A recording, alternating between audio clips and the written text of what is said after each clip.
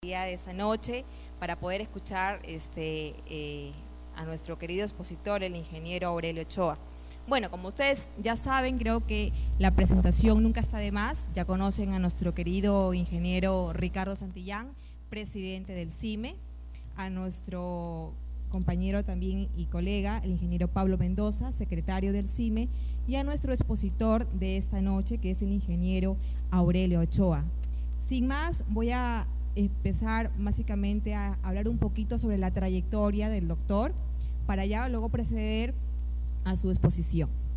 El ingeniero Aurelio Ochoa Alencastre es ingeniero geólogo de profesión de la Universidad Nacional Mayor de San Marcos. Asimismo, tiene un doctorado en geología en la Universidad Lyon de Francia. También tiene una maestría en economía de la energía de la Universidad de París. Asimismo, llevó estudios doctorales completos en economía de la energía de la Universidad de París II y fue director general de hidrocarburos y director de Petroperú. Hace poco, como muchos de ustedes ya lo saben, fue presidente de Perú Petro y profesor de la Universidad Mayor de San Marcos y la Universidad Pontificia Universidad Católica del Perú. Así que hoy tenemos el gran honor de poder escuchar a este gran personaje que ha venido contribuyendo a través de sus diferentes opiniones y cargos que ha ejercido, tanto públicos como privados, y su conocimiento al desarrollo de nuestro país. Bueno, sin más, voy a dar la bienvenida y lo voy a invitar al ingeniero Aurelio Ochoa, por favor, a que pase aquí y pueda hacerse cargo de nuestra exposición. Damas y caballeros, muy buenas noches. En primer lugar, quiero agradecer esta gentil invitación del capítulo de Ingeniería Mecánica y Mecánica Eléctrica, en la persona de su presidente, el ingeniero Santillán. Siguiendo con este ciclo de conferencias, me parece una excelente iniciativa del capítulo sobre el tema del gas natural. Me parece que es un tema, digamos, que está en boga y siempre lo estará. En consecuencia, me permito felicitarlos y creo que las diferentes conferencias que anteriormente se han dado y seguramente las que se seguirán dando permitirán, digamos, tratar este tema desde el punto de vista técnico, evidentemente, ¿no? Ya la parte política se la dejamos a los políticos. Bueno, en esta oportunidad lo que vamos a tocar es el tema del potencial gasífero en el subsuelo peruano. Es decir, lo que tenemos que considerar es lo siguiente: puede hablarse muchas cosas sobre el gas natural, que muchas cosas se hablan y se seguirán hablando respecto al gas natural. Sin embargo, lo importante es, digamos, saber con qué recursos contamos, por lo menos potencialmente, con qué recursos, ¿no es cierto?, podemos o podrán, nosotros ya, las generaciones actuales, bueno, por lo menos estamos disfrutando de camisea. El tema es, las siguientes generaciones, ¿con qué recursos podrían contar? Y nuestro territorio tiene o no potencial precisamente, ¿no es cierto?, para ver este subsuelo peruano, de nuestra patria, qué potencial tiene. Y eso es lo que vamos a tratar de ver al margen de las consideraciones de tipo político, porque es una charla técnica. Sin embargo, digamos, no hay ningún problema, ya en las preguntas podemos conversar algo sobre otros temas. Comencemos entonces. El escenario energético internacional para poder ubicarnos, o sea, ¿qué pasa con el gas natural a nivel internacional? Y esto es interesante señalar. Acá podemos apreciar, por ejemplo, en el caso rojo es el gas natural. Entonces hemos visto cómo en los diferentes, desde los años 70, en fin, fíjense la evolución, ha ido creciendo el caso del gas natural. Pero también a la vez este cuadro nos permite observar que el mundo se sustenta desde el punto de vista de la energía, de las fuentes energéticas, en un trípode, en los recursos, en este caso, fósiles. Vale decir, abajo en verde, el petróleo, el caso del gas natural y el caso del carbón. Sobre esos tres, este trípode, sobre estos tres recursos es que descansa precisamente, ¿no es cierto?, descansa nuestro planeta respecto a todas sus actividades económicas. Y probablemente lo seguirá haciendo en los próximos años. Bueno, acá tenemos una perspectiva hasta el año 2035, por ejemplo, ¿no? Entonces observamos que el caso de los líquidos, en este caso donde está el petróleo, en fin, el caso de el carbón y el caso del gas natural, de lejos seguirán siendo, ¿no es cierto?, los principales recursos con los cuales contará la humanidad, ¿no es cierto?, para poder seguir desarrollándose. Observamos en este caso, por ejemplo, en verde el carbón, cómo está evolucionando, que inclusive va a superar seguramente en el año 2035, en el año 2040, 45, estaría inclusive superando al petróleo. ¿Precisamente por qué? Por los recursos con que cuenta el subsuelo de nuestro planeta. Ojo, por los recursos, es decir, el volumen. Aproximadamente tenemos algo más de 200 años, por ejemplo, al ritmo actual de producción, para todavía poder contar con el carbón. Pero el caso del gas natural, que es lo que nos interesa, igualmente seguirá evolucionando. En un momento se pensó que por esta época estaría superando inclusive, o sea, ¿no?, alrededor del año 2015, 2017, estaría superando al carbón. Pero lo que se ha observado que no va a ser así. Y justamente las proyecciones han tenido que cambiar en este caso, y vemos que el caso del carbón, más bien al contrario, precisamente continuará creciendo. ¿Por qué? Porque se tienen las suficientes reservas que pueden sobrepasar en este caso los 200 o 250 años. Creo que alguno de nosotros, no, me parece que ninguno ya lo verá para comprobarlo. Entonces, en este caso tenemos otra proyección, por ejemplo, al año 2030. El anterior ha sido del Departamento de Energía de Estados Unidos. Pero en este caso, lo que vamos a ver es ya no solamente el caso de lo que es el Departamento de Energía de Estados Unidos, que este sería el cuadro, ¿no es cierto?, que hemos visto anteriormente, sino el de otras entidades, el de otras empresas. Por ejemplo, una empresa, el caso de Shell, el caso de Exxon, ¿cómo lo ven? Entonces observamos que el caso del gas natural, que está acá en verde, fíjense, más o menos todas coinciden, y este es un detalle interesante, todas coinciden que aproximadamente un cuarto del consumo precisamente de esas fuentes será el gas natural. Seguirá siendo el gas natural.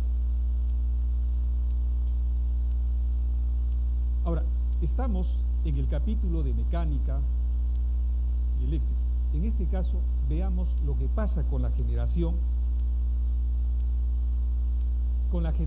mundial de electricidad por tipo de combustible, ¿no?, por lo menos en este cuadro. Es interesante señalar que el mundo, en lo que corresponde a la electricidad, este es un detalle interesante, fíjense.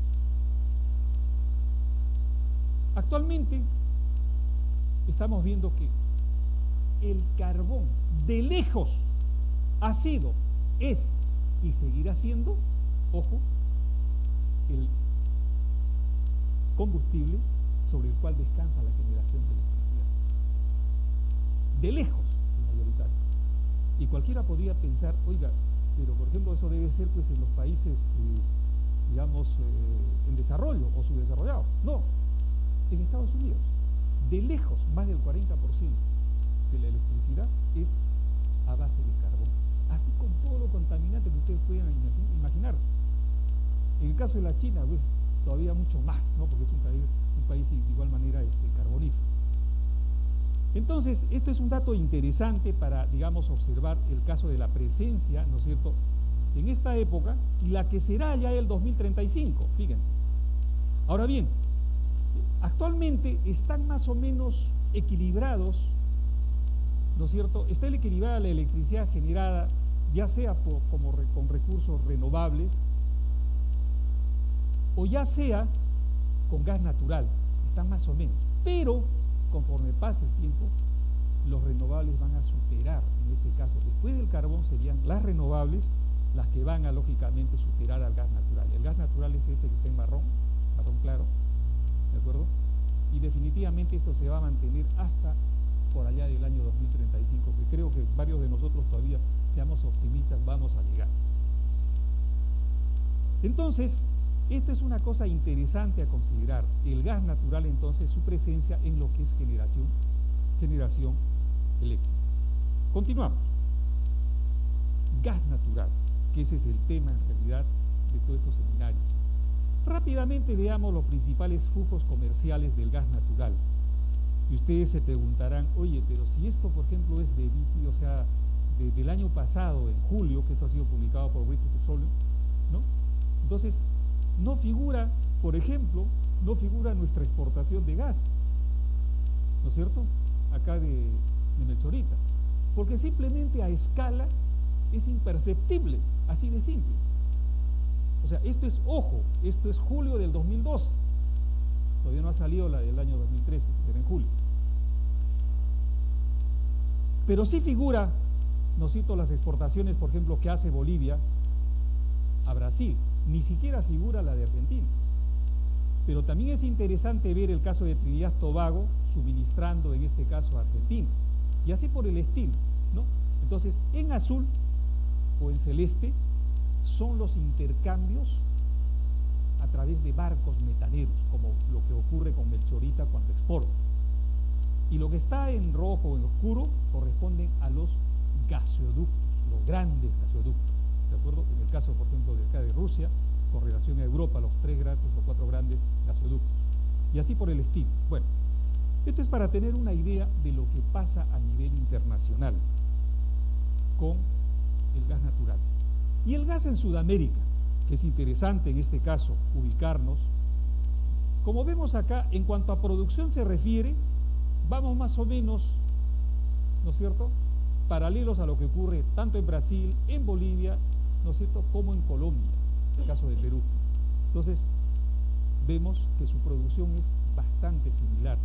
Lógicamente, si comparamos con los otros grandes, en este caso, ¿no es cierto?, Argentina, el país, uno de los países, o el país más gasificado del mundo proporcionalmente a su población, ¿de acuerdo? Bueno, el caso de Venezuela, gasificado, ¿por qué? Ustedes dirán, pero no hay mucha no hay distribución prácticamente de gas natural en Venezuela. Lo que pasa que acá lo que se ve es la producción en las operaciones petroleras. O sea, en el caso de Venezuela, utilizan el gas asociado parecido a lo que ocurre en el caso de Talara, por ejemplo, ¿no? Entonces, eso es lo que ocurre y tiene las más grandes reservas, ese es otro detalle. Para que tengan una idea, nosotros tenemos 12 TCFs, Venezuela oficialmente tiene 158 TCFs, pero probablemente, como nunca han buscado porque no les ha interesado el gas natural, probablemente Venezuela pues cuadruplique esa cifra. Y el caso de Argentina más se refiere porque es un país desde hace muchos años, ¿no es cierto?, gasífero, o sea, utiliza mucho, tiene como 90.000 kilómetros en ductos, en fin, solamente para lo que es distribución. Entonces, digamos, el caso de Argentina es totalmente aparte, ellos sí consumen, es un país netamente gasífero, ¿no? Y el caso de, bueno, y acá estamos similares, por ejemplo, a Colombia, ¿no?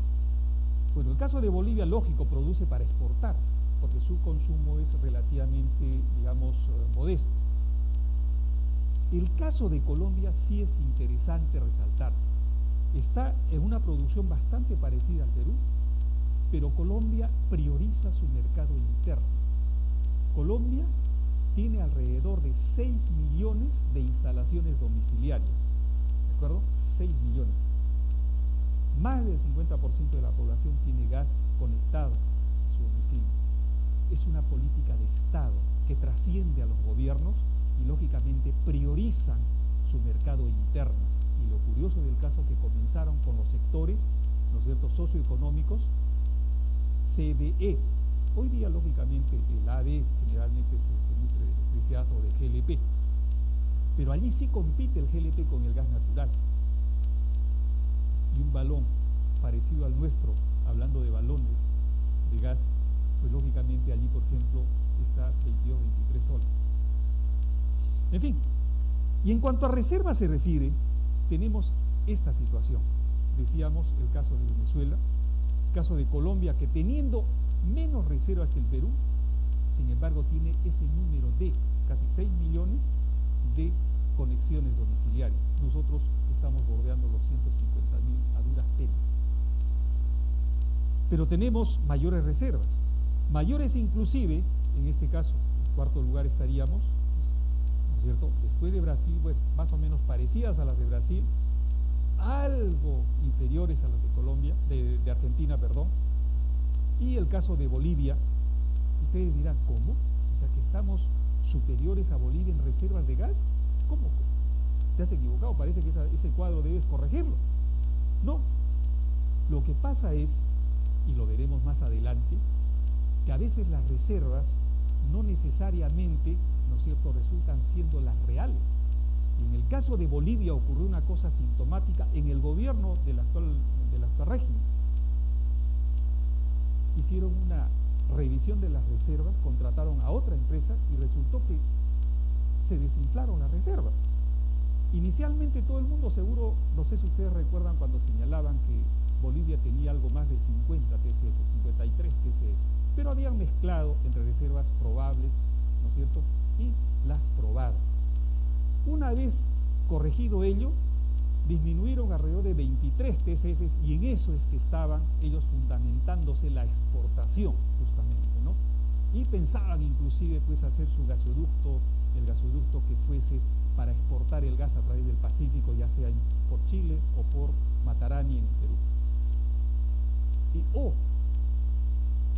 no pesadilla, pero sí despertaron de ese letargo y contrataron a una empresa y la empresa le dice, no tienes 23 TCF, tienes 9.94, o sea, menos de 10 TCFs hasta el día de hoy.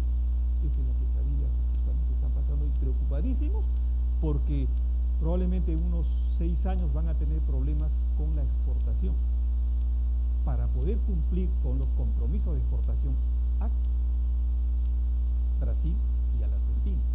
Bueno, eso nos hace meditar que a veces las cifras se corrigen y se corrigen drásticamente, y no es que se hayan utilizado políticamente, porque esas no fueron movidas políticamente como quizá en nuestro caso sí lo fue, no en este gobierno sino en el anterior. Entonces, esa es una situación a tomar en consideración. Ojo, esta es una realidad y lo vamos a ver más adelante. Contexto nacional, que eso es lo que digamos nos interesa más. La evolución del consumo de combustibles en el Perú. Como observamos, está en celeste el caso del gas natural después de Camisea. Fíjense lo que pasó y continúa, ¿no es cierto? Bueno, ahora sí está limitado, como sabemos, por problemas de transporte y por el asunto de la exportación. Entonces, como vemos, el que más ha crecido, definitivamente y de lejos, ha sido y es el gas natural, ¿no es cierto? Esto continúa el año 2011, el año 2012 y continúa, lógicamente, algo estancado ya el año 2013. ¿Por qué? Por falta de capacidad de transporte. Ahora bien, ya que hemos visto o hemos hablado algo sobre reservas, veamos lo que señalan las cifras oficiales en cuanto a el gas natural al 1 de enero del 2011. Bueno, no se lee mucho seguramente, pero estos son todos los lotes que tienen gas natural, reservas probadas, probables, en fin. Lo que podría sintetizarse es más o menos donde está concentrada o concentrado el mayor volumen de reservas, que es lógicamente en la selva sur. Y esto es lo que justamente nos señala, ¿no? Esto es lo que tendríamos como reservas probadas. El caso del 58 todavía no han sido declaradas como reservas probadas, pero digamos esas corresponden, en este caso a las cifras de Petrobras, son reservas todavía probables que tienen que pasar a la categoría de probadas, pero simplemente es cuestión de infraestructura a instalar y estaríamos teniendo como mínimo esa reserva. Entonces, lo que nosotros tenemos en este momento, justamente en la zona, como observamos en este mapa, están esos lotes que hemos anteriormente visto. Entonces nosotros, en el caso de Perú, podemos sintetizar para no, digamos, marearnos mucho con todas estas cifras, son alrededor de 12 TCFs que tenemos a nivel nacional. Ahora bien, recuerden ustedes que durante el gobierno anterior, a ver si apagamos de repente, tenemos el dilema respecto a las reservas. Bueno, hay muchas reservas que, digamos, recordemos lo que había ocurrido y la discusión que digamos, pasó con relación a las reservas de Camisea, ¿no? Durante el anterior gobierno, que por un lado, digamos, sacaban unas reservas y luego de la cual de la noche a la mañana se habían incrementado en un porcentaje bastante apreciable. Y esto es lo que pasó justamente. En su momento, ¿no es cierto?, esto es lo que se estimaba que había, y algunos inclusive señalaban que había como 16 TCF de reservas probadas, 18 TCFs, etcétera, etcétera.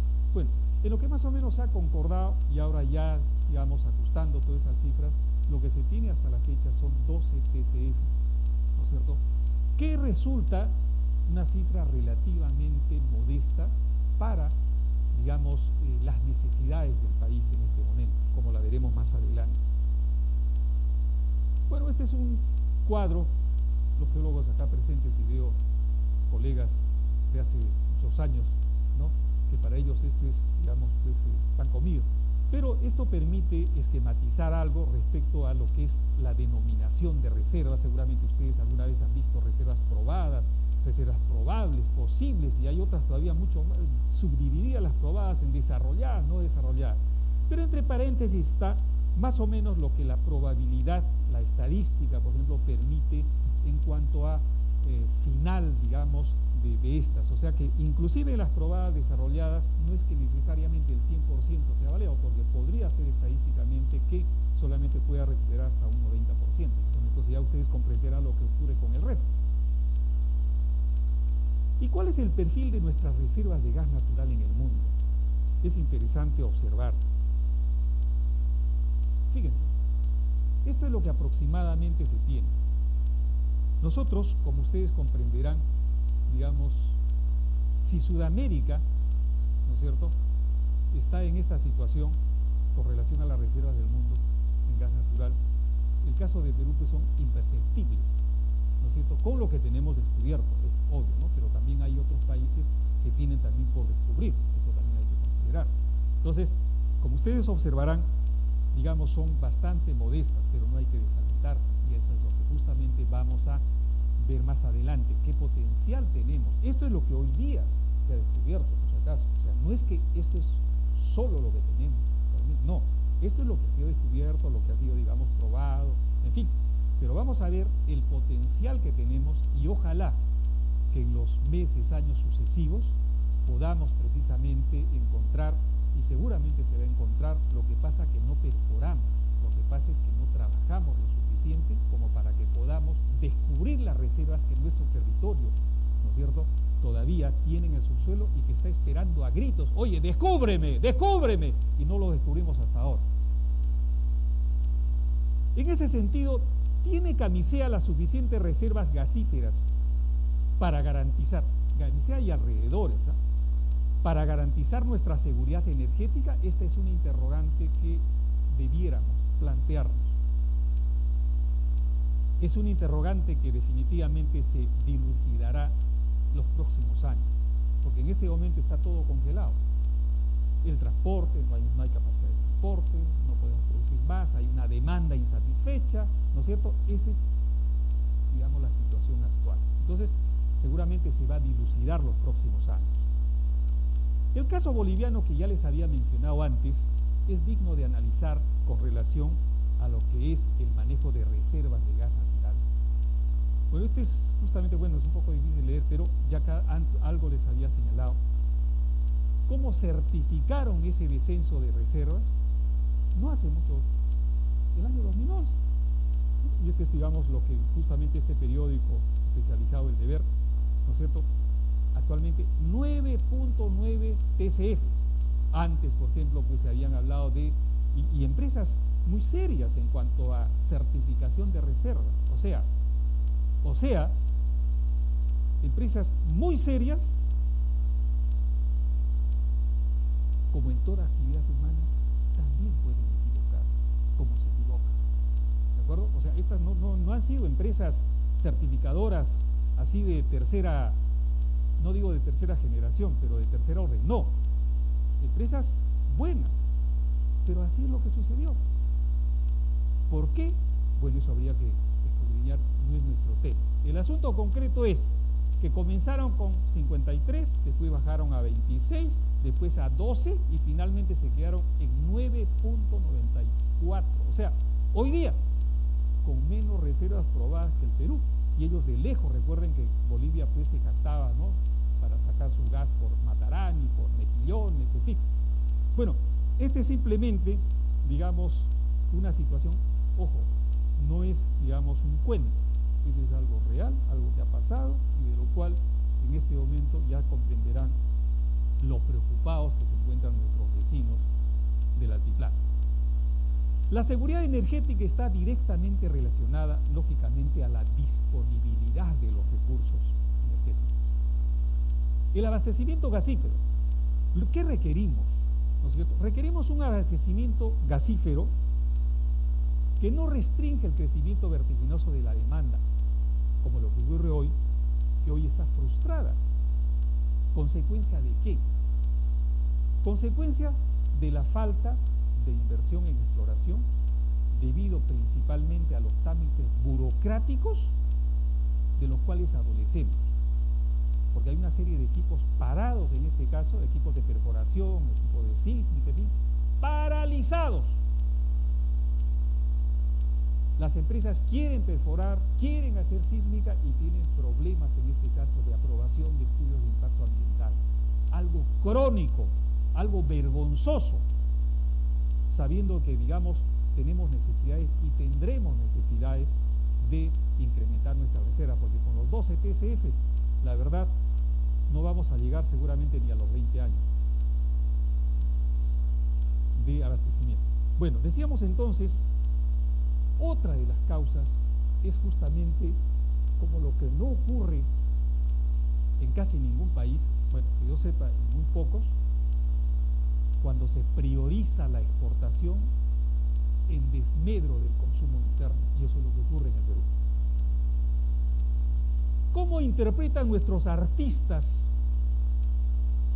la exportación del gas versus el mercado interno? Bueno, riámonos por lo menos en la noche, previos al día del trabajo. Acá tienen ustedes anteriores ministros de Energía y Minas. Bueno, los reconocen, creo, porque el caricaturista ha sido bastante obvio para reconocerlo rápidamente, salvo los que estén, digamos, hayan retornado del exterior y hayan estado 40 años fuera, que creo que ninguno está por acá. Esto es lo que bueno, ustedes podrán leer. No tengo la culpa, yo solo dije, sé. Yo tampoco, solo dije, puede. Yo menos, solo dije, exportar. Y yo solo dije, gas.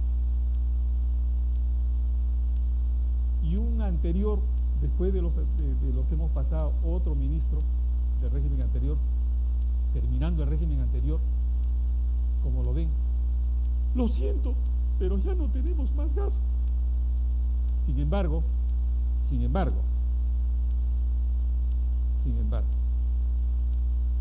pero acá hay otra, ¿no? El mismo ministro anterior, de acuerdo al final del régimen del señor, estamos muy satisfechos por este hallazgo de gas, que por supuesto se destinará al consumo interno. Y el ministro de rodillas, una limosnita para el consumo interno, por el amor de Dios. Bueno, me parece que satiriza muy bien este artista respecto a este dilema de la priorización del mercado, ¿no es cierto?, externo al interno. ¿Y cuál es la demanda estimada de gas natural? Este es un cuadro que en su momento tuvieron en una subasta que presentársela a Osimermin. Y las empresas que pidieron, entre las cuales están varias conocidas, varias eléctricas, lógicamente, sumaba 803 millones de pies cúbicos como demanda, ¿no? Y no había pues ni 88 pies cúbicos disponibles. Y fíjense la demanda. Que unos pidieron más de lo que necesitaban, ese es el problema de los que, digamos, presentaron, el hecho de que le preguntaron. Y ojo, que estos que presentaron, estos 21 acá, si hubiese sido gratuito o que hubiese costado pues una cosa, digamos, razonable la venta de bases, seguramente hubiese sido una lista pues de 100 o 200. Como se limitó en este caso a que para poder obtener esas bases había que pagar $10,000, unos cuantos papelitos, o sea, unas copias, fotocopias que de repente pues con un sol 20 o 2 soles, ¿no?, usted tenía el documento, pero que para poderse suscribir, estos eran los que se han suscrito con $10,000. ¿Se imaginan ustedes si hubiese sido el costo de la impresión en este caso? Porque se les cobre 100 soles, pues, ¿de acuerdo? 1,000 soles, pero no $10,000, ¿no? Pero aún así se presentaron estos señores, y eso es lo que pusieron. ¿Qué hubiese sido si se hubiese presentado unos 100? Bueno, como estas son las cifras oficiales, 803 millones de pies cúbicos diarios era lo que ellos estimaban. Varias, son 8 eléctricas, por ejemplo, que estuvieron en pos de ese gas en las subastas, ¿no? Y al final, digamos, lo que se tenía disponible eran 84 millones de pies cúbicos. Bueno, ustedes ya reflexionar lo que esto sucedió. ¿Esto es sinónimo de qué? Sinónimo de suficiencia en el abastecimiento, sinónimo de exceso de oferta de gas, o más bien todo lo contrario. ¿Qué cosa es una subasta? Escasez. Sinónimo de escasez. Ok. Ahora bien, ahora sí entramos ya de relleno en el tema, porque también creo que la noche en vísperas del Día del Trabajo, ¿no es cierto?, es también ver con optimismo lo que, digamos, tenemos en nuestro subsuelo. O sea, lo anterior es, digamos, lo que es hoy día, la coyuntura, pero esto ya resulta ser algo estructural, vale decir, nuestro territorio. ¿Tiene o no potencial? Esas reservas que hoy día se tienen, ¿eso es lo máximo que podemos tener? Como, digamos, más de un petrolero, una empresa petrolera, se sinceró cuando estaba en la función pública y me decía: nosotros geológicamente tenemos a Perú como país de alto riesgo, y por eso es que justamente no vienen las grandes. ¿Por qué? Porque no hay hallazgos que atraigan. Pero ¿qué pasa? Ese estigma en realidad hemos intentado, y creo que lo hemos logrado en todas las disertaciones que hemos hecho en el exterior, en los congresos, en todos los certámenes que han habido, tratar de mostrar más bien como una fortaleza del territorio peruano, porque el hecho de que sea poco explorado, y eso es lo que les habíamos señalado a las empresas en el exterior, esa resulta siendo una fortaleza y no más bien el estigma que se le había colocado al Perú, como que era de alto riesgo geológico, en consecuencia que vas a ir a un territorio de alto riesgo porque no se encuentra nada. Y les dije: ustedes se han interrogado, se han preguntado ¿a qué se debe que no se encuentra? Es que se ha perforado lo suficiente ese territorio para condenarlo geológicamente.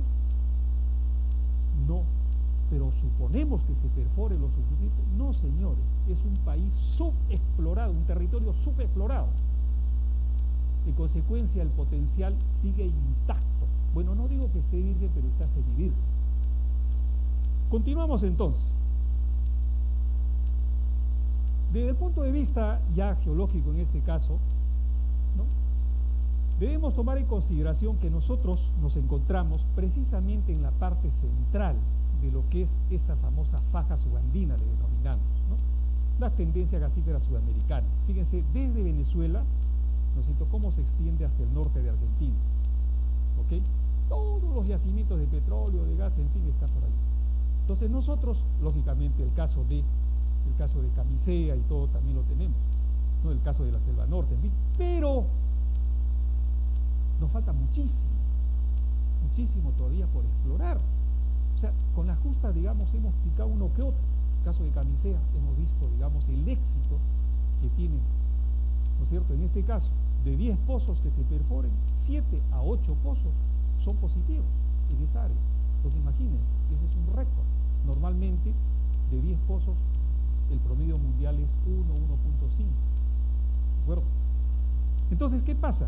Nosotros precisamente, ¿dónde estamos? Imagínense en la parte central de toda esta faja subandina, la parte más grande, en fin. Pero hemos encontrado lo suficiente, por cierto que no, con las justas hemos rascado.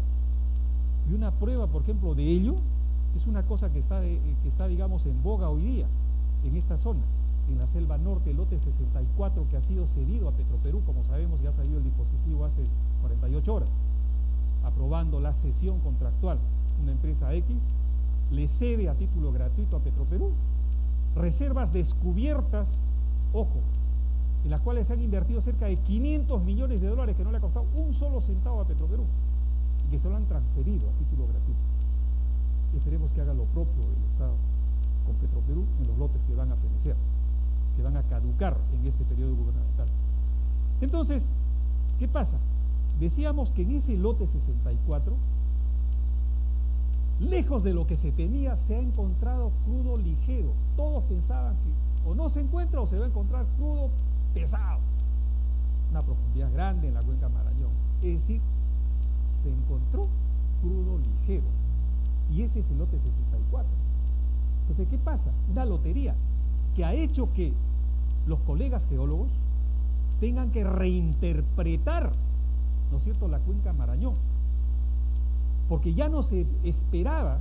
Ese es el pozo más profundo que en el Perú se ha perforado, 19.632, una cosa de esas pies de profundidad, el más profundo. Y se encontró precisamente, ¿qué cosa? Se encontró ese petróleo ligero. Ese descubrimiento ha hecho despertar el entusiasmo de los geólogos por la cuenca Marañón, la reinterpretación de la misma. Y lógicamente, una vez que se superen todos estos problemas burocráticos que están impidiendo la perforación de pozos y la exploración en el Perú, ¿no es cierto?, vamos a tener muchas más sorpresas, se los aseguro. Bueno, en este caso de petróleo y más al sur, seguramente de gas, como veremos más adelante.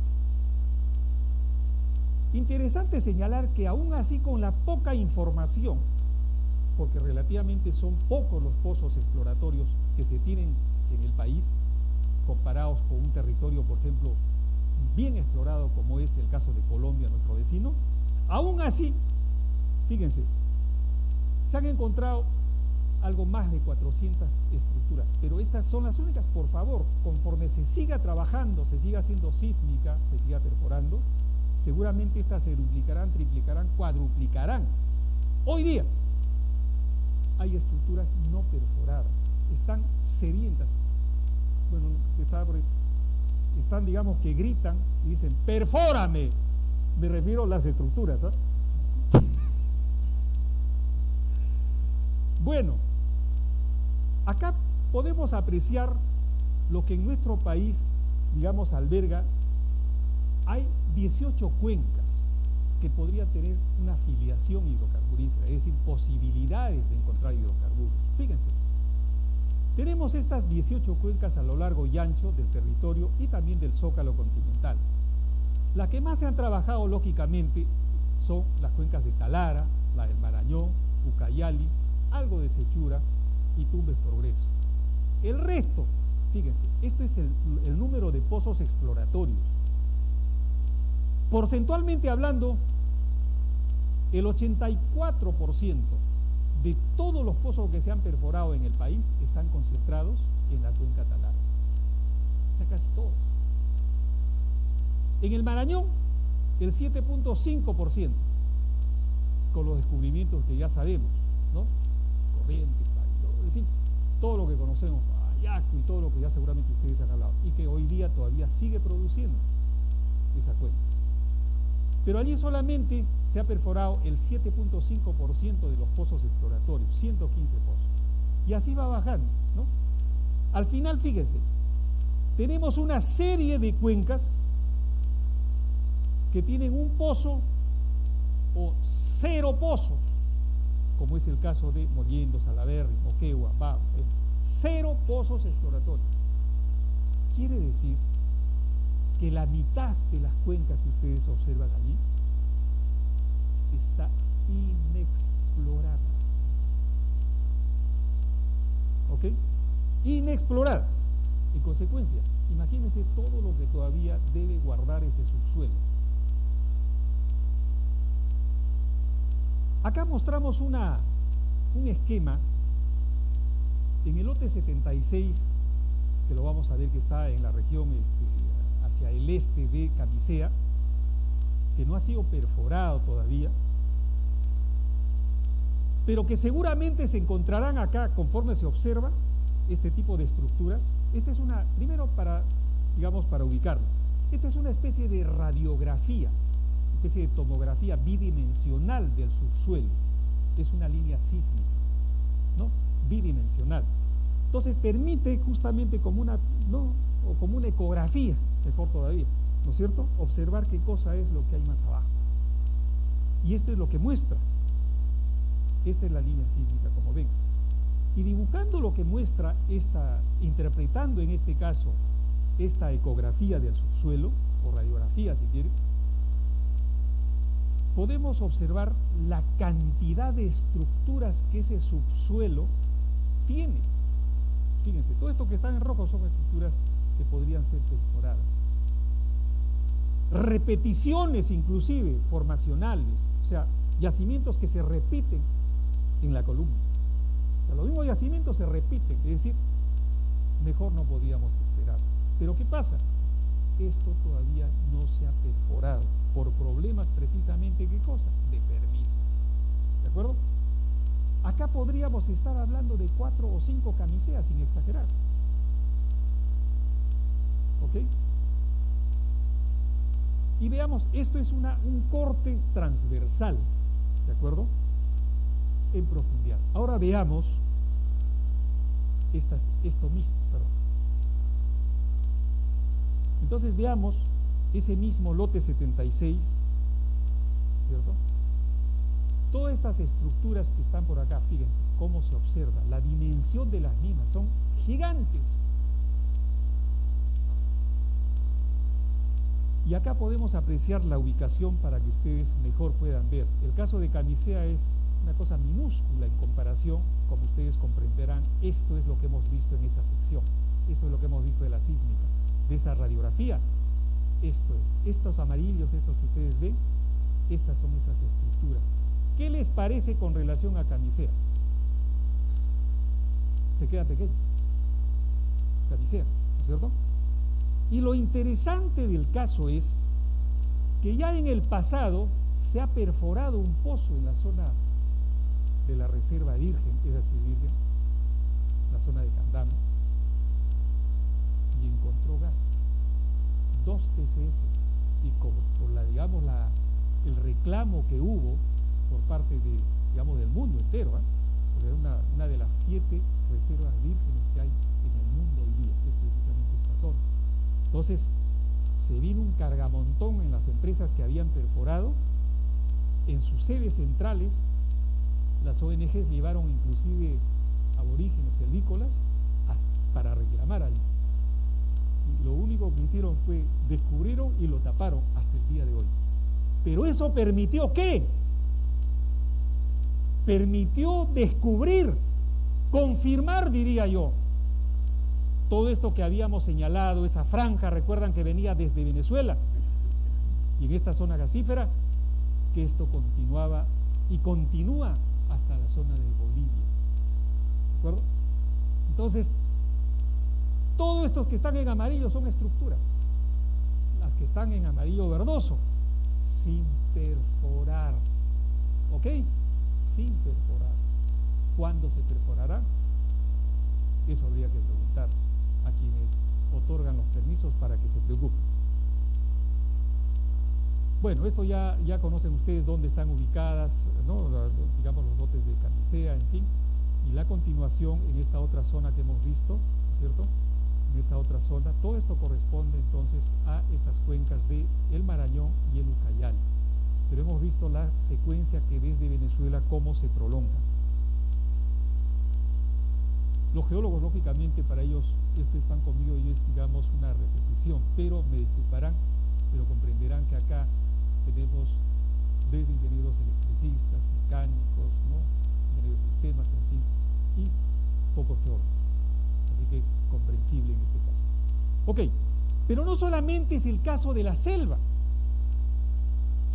como hemos visto, sino que también, digamos, hay potencial en el zócalo continental. Y felizmente están trabajando, pero con todas las restricciones del caso respecto a los permisos, en fin, que ya creo que la prensa también ha hecho conocer. O sea que no solamente es, digamos, no solamente existe el potencial, como hemos visto en la selva, ¿no es cierto?, al otro lado de la cordillera, sino que también tenemos en el zócalo continental. Este es un mapa, bueno, que seguramente ya lo han visto, están digamos los lotes petroleros y están las cuencas en este caso, todas las cuencas superpuestas, ¿no es cierto? Y acá, digamos, ya se ha anunciado la licitación que estaría emprendiéndose próximamente, comenzando por 9 bloques en el Zócalo continental, ahí en la zona de Lima, Ica, en fin, ¿no? Entonces falta esa parte, y en la zona del Marañón, la zona de Ucayali y Madre de Dios. Entonces el segundo semestre se estaría viendo ya este tema de la licitación de lo que corresponde a los 9 bloques del Zócalo continental. Y los otros bloques, o sea, los 25 restantes que corresponden a la parte de la selva, tienen que pasar por el otro filtro que hoy lo tenemos, que es el de la consulta previa. Entonces, por esa razón es que no se puede lanzar. Entonces, ¿qué pasa?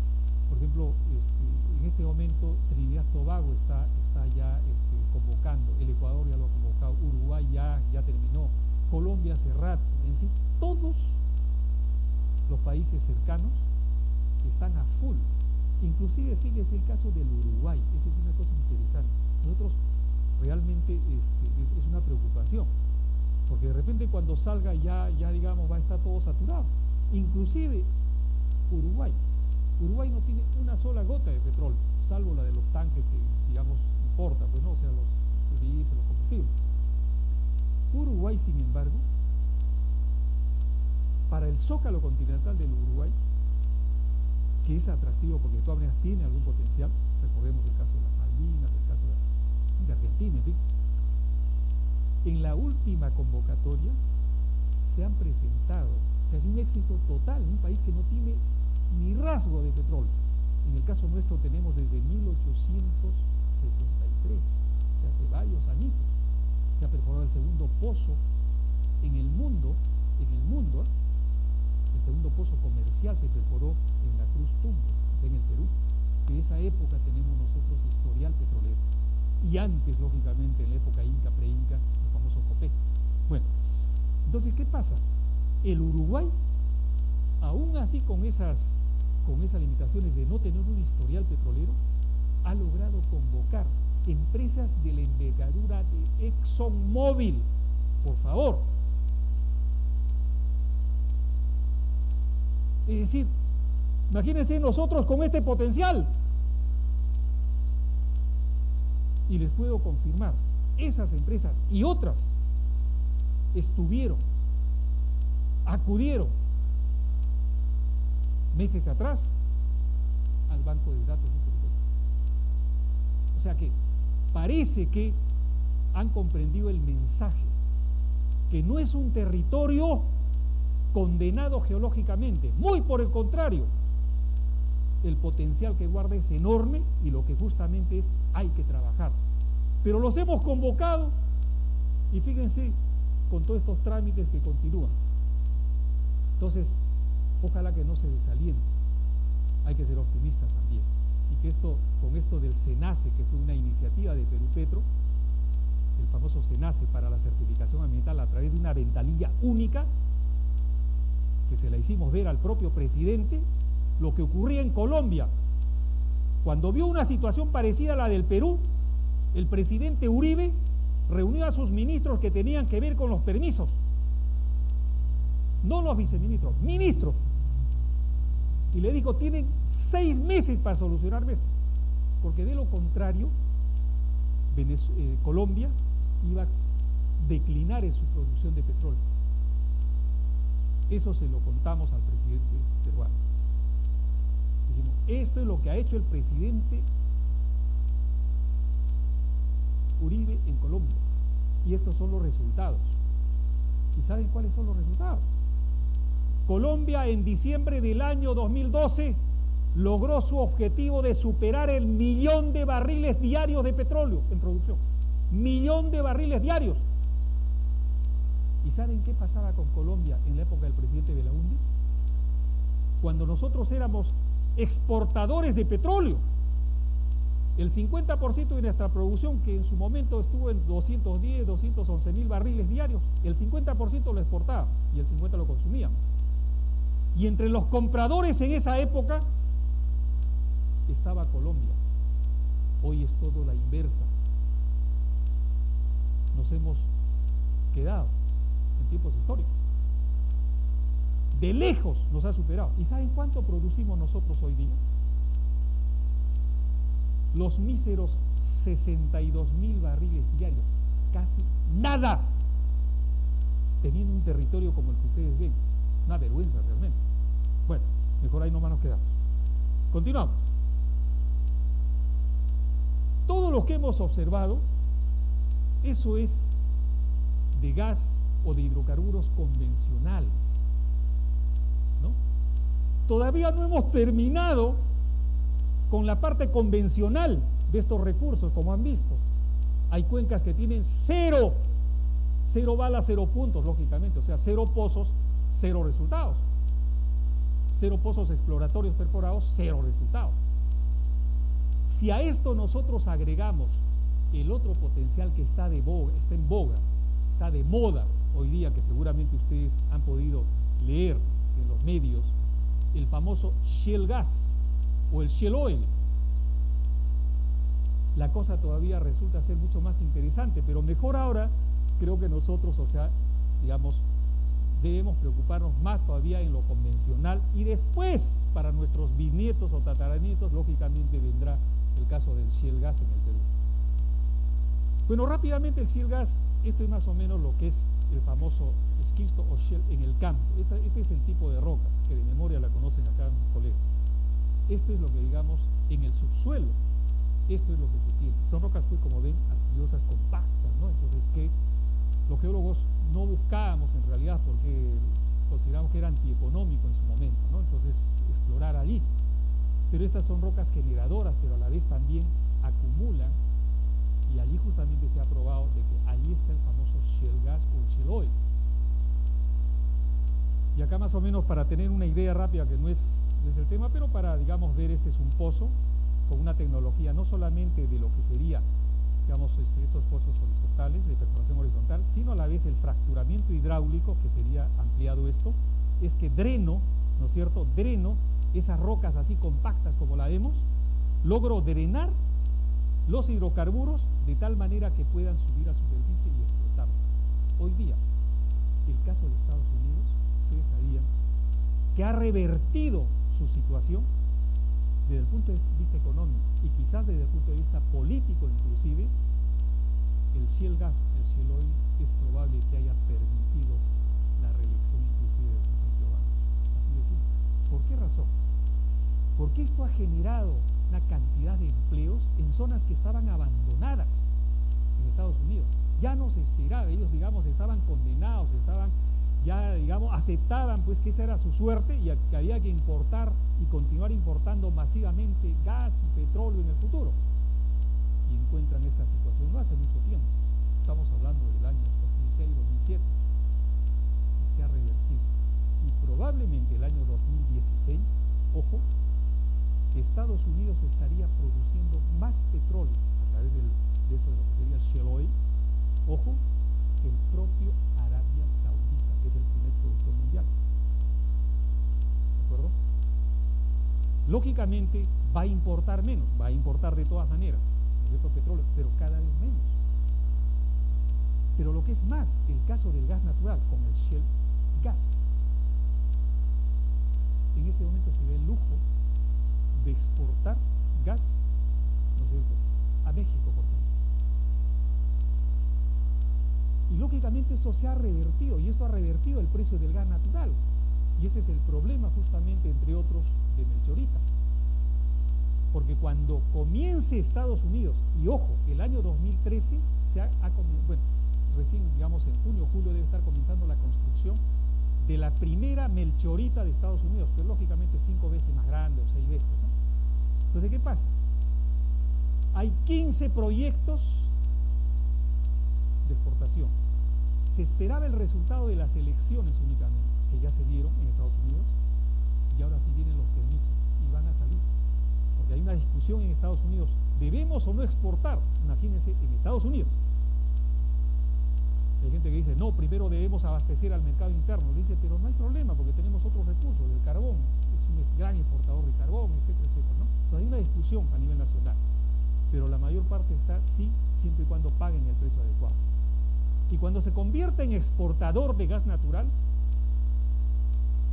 proyectos como el de Melchorita y otros en el mundo,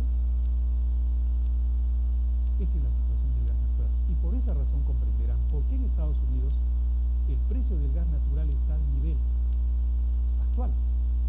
Ojo, ellos tienen un referente, ¿no?, en Estados Unidos, y en este momento está costando alrededor de $3. Y ese mismo gas, por ejemplo el que vendemos acá de Melchorita, que va al Asia, puede estar en $14, $16 el millón de BTU, y en Estados Unidos está a $3. ¿Cómo creen que eso ha favorecido a su economía? Y ha podido justamente hacer frente a la crisis, y esa es la respuesta respecto a lo que le ha pasado y le está pasando a Europa versus lo que le pasa a Estados Unidos, que ha logrado recuperar. ¿De acuerdo? Precisamente gracias a esto. Bueno, pero como ese es otro tema, simplemente veamos en el mundo el caso del shale gas. Bueno, lógicamente, digamos, en el caso nuestro, no está acá considerado, pero recordemos que sí se descubrió shale gas en un pozo, en la cuenca precisamente Marañón, Loreto, una empresa, y logró calcular, bueno, estimó que había encontrado 72 TCFs. Bueno, un poquito exagerado de repente, pero es más o menos de esa magnitud el tipo de yacimiento. Entonces, por lo pronto ya hay un indicio que en el territorio peruano tenemos shale gas, pero que por el momento todavía resulta antieconómico, teniendo pues otros yacimientos convencionales que es mucho más fácil, ¿no es cierto?, explotarlo. Entonces, tenemos pan para mayo, para nuestros bisnietos o tataranietos. Pero lo que pasa en el mundo, fíjense el tamaño de los yacimientos, fíjense la dimensión, o sea, es algo espectacular en el caso de Estados Unidos, que es el que, digamos, en este momento es el único que está explotando ya, ¿no? Pero que lo van a hacer otros y están trabajando, en el caso de la China particularmente, el caso de Argentina. Una de las causas por las cuales hubo el problema, precisamente con no sé si ustedes recuerdan el caso de Repsol, ¿no?, hablando de empresas, el problema que hubo con la actual, digamos, gobernante argentino. El yacimiento probablemente más grande del mundo es el de Vaca Muerta en Argentina, justamente. Shale gas. ¿Ok? Entonces, bueno, ya sabemos todo lo que ha originado, etcétera, etcétera, digamos, en el mundo respecto a la nacionalización de la empresa esta petrolera en Argentina. Justamente la causa principal es ese descubrimiento. Bueno, simplemente como referencia, y esto es algo como una especie esquemática, ¿no es cierto?, de los diferentes recursos, para tener una idea, digamos, tenemos el caso del shale gas, ¿no es cierto?, los gas, digamos, convencionales, el caso del metano en las capas estas en las capas de carbón, en fin. Bueno, esta es una forma esquemática de ver todos los tipos, en este caso, de yacimientos de gas, ¿no?, de diferentes tipologías. Entonces, esto sería, digamos, lo que correspondería a esa figura que vimos del famoso shale gas de explotación, pero hay otras modalidades todavía. Imagínense todo lo que todavía corresponde descubrir en el caso peruano. Bueno, en cuanto a política, vamos a acelerar un poquito porque creo que ya estoy un poquito, si me lo permiten. La política petrolero-gasífera. El objetivo no solo es suscribir pues contratos, ¿no? Hay que incentivar, supervisar una agresiva perforación de pozos. Es la única vía, como hemos visto, para descubrir petróleo o gas, es la de perforar a través de pozos exploratorios. O sea, si no perforo, no voy a encontrar. En consecuencia, voy a incrementar mis reservas de gas o de petróleo, pues sobre todo de gas, conforme se hizo, digamos, años anteriores en el escritorio, ¿no? Entonces, eso es fácil. Pero al final han visto que inclusive en el caso de Bolivia, perforando, y aún así ya ha ocurrido. Imagínense nosotros, sin perforar, y hemos incrementado nuestras reservas en un escritorio, ¿no es cierto? Eso no debe darse, hay que perforar. En otras palabras, para encontrar petróleo y gas debe intensificarse la exploración y no diluirse. ¿Cómo? A través de más perforaciones exploratorias y un mayor número de lotes. Es que es interesante, digamos, comparar entre Perú y Colombia. 2 esfuerzos, 2 destinos. Perforación de pozos, que es la única vía, como hemos dicho, para descubrir. Mientras Colombia, fíjense, mientras Colombia perfora así, y ahora vamos a ver inclusive más, en el año 2011, 2012, nosotros esto es lo que perforamos. Como ustedes comprenderán, somos pigmeos en la perforación de pozos exploratorios. Entonces, ¿cómo vamos a descubrir? Por favor, no vamos a descubrir, no vamos a incrementar, pero han visto el potencial que tiene nuestro territorio, nuestro subsuelo. Y eso es lo que hay que transmitir a las generaciones. Es decir, si nuestras generaciones nuestra generación no va a lograr, pues a la siguiente, ¿no? Pero sí hay potencial, y eso, digamos, lo dice un geólogo. Y acá hay geólogos que van a confirmar, supongo. Colombia. Los lotes son pequeños, no son gigantescos como en el caso de Perú, que diluye la exploración, teniendo pues 1 millón hasta 2 millones de hectáreas, imagínense, ¿no es cierto? Mucho abarcamos y poco apretamos. En el caso de Colombia, fíjense cómo ha perforado. 112 pozos el año 2010, 130 el año 2011, 142 el año 2012. ¿Y nosotros? ¿Promedio de cuánto? 6, 7 pozos. ¿Qué vamos a descubrir así? Por favor. Nada, o casi nada. Y los éxitos que ha tenido Colombia, lógicamente, son a nivel mundial, el caso de Tuciana, Cañón Limón, en fin, más de 1.000 millones de barriles de petróleo. Pasó de importador, como dijimos, a neto exportador. Ecopetrol produce el 70% del petróleo de Colombia y compite con las privadas. Las privadas producen alrededor de 300.000 barriles. Interesante comparar esa empresa estatal versus los privados en Colombia.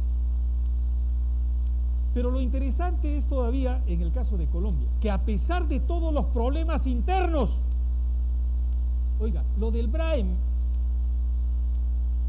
comparado con el caso colombiano de las FARC, yo estaba en Colombia, me estoy viendo justo en mayo, no se imagina.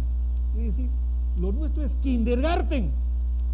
El Braem es kindergarten comparado con el problema que tienen ellos con las FARC. Les vuelan los oleoductos, los ductos les vuelan, los gasoductos, los poliductos, les vuelan permanentemente, al mes tienen 2 o 3 voladuras. Y las empresas siguen yendo a Colombia a invertir y siguen descubriendo y siguen produciendo cada vez más, como les decía. A diciembre han superado el 1.000.000 de barriles diarios y nosotros cada vez estamos así, declinando. Cuando Petroperú se retiró, los campos producían 126.000 barriles, hoy día producen menos de la mitad. Un jalón de orejas, ¿no? ¿No creen? Entonces decíamos que a pesar de todos esos problemas internos, pero ve un país estable, con una política de Estado que trasciende a los gobiernos. Imagínense el caso del gas natural, hemos visto. Imagínense esta producción petrolera. ¿Y para qué decirles del carbón y de otros recursos? Y es un gobierno, ojo, es un gobierno conservador, liberal, el actual, el anterior, en Colombia, pero respetan como política de Estado allí el interés que prima, es el interés nacional. Esa es la diferencia. Bueno, mejor continuamos.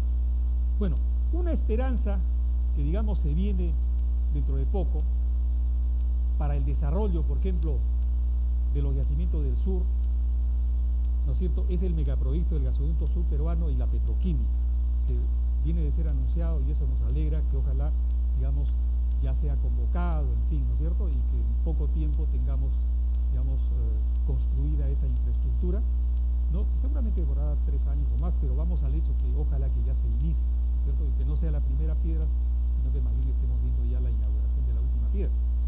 Entonces, esto, digamos, corresponde al sur peruano, que tendrá el mismo trazo del gasoducto andino del sur. Esto, por ejemplo, realmente los pueblos del sur, yo soy sureño, soy cusqueño, lógicamente nos interesa porque esto, digamos, permitirá la industrialización del sur a través de la petroquímica, ¿no? Y creo que esto será, digamos, algo espectacular que seguramente lo disfrutarán sobre todo las generaciones que vienen. Este es el trazo, el nuevo trazo en este caso, y lógicamente no solamente será petroquímica, sino también tendrá, digamos, un desarrollo eléctrico, ¿no? Entonces acá, digamos, va a haber mucho trabajo para nuestros ingenieros, ¿no? Digamos, nuestros ingenieros mecánicos, nuestros ingenieros mecánico-eléctricos, geólogos, petroleros, ¿no? Y petroquímicos. Ojo, la perspectiva es enorme realmente, enorme, porque la inversión que pueda hacerse acá podría estar superando, es decir, la más grande inversión que se haya hecho en el Perú. Es probable que todo este conjunto, o sea, no solamente el gasoducto, sino todo lo que conllevará los complejos petroquímicos, en fin, todo ese desarrollo podría estar superando los 15.000 millones de dólares. Bueno, no quiero cansarlos más y lo único que tengo que decirles es muchas gracias. Disculpe que me haya extendido.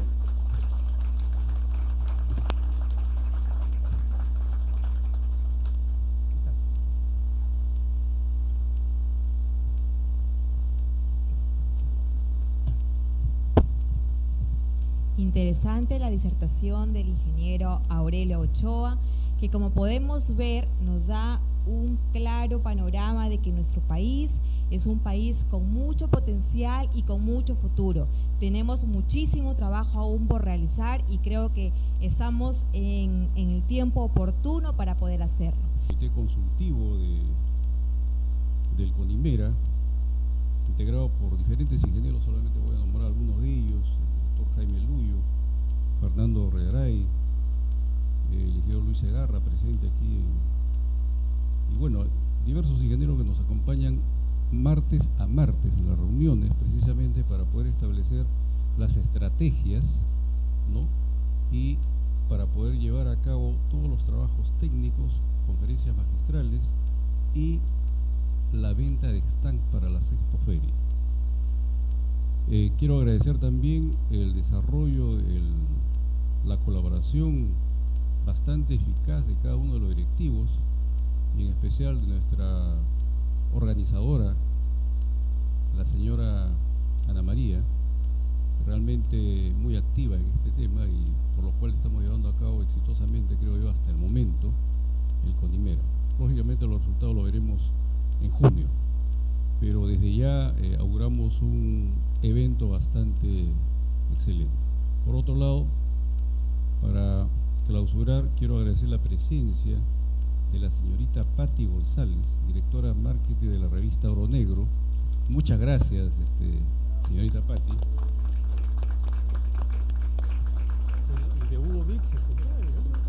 Yo creo que se lleva los aplausos tan igual como el ingeniero Aurelio Ochoa, ¿eh?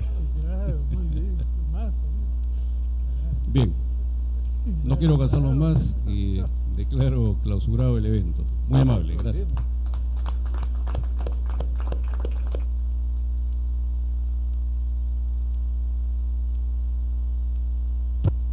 Muchísimas gracias, ingeniero Santillán. Me ruboricé un poquito, pero para mí siempre es un honor y un placer estar con ustedes, ayudando sobre todo al capítulo de mecánica y mecánica eléctrica en esta labor tan importante que es dar a conocer a través de foros, a través de disertaciones con invitados especiales, temas tan importantes como es el gas hoy en día en nuestro país.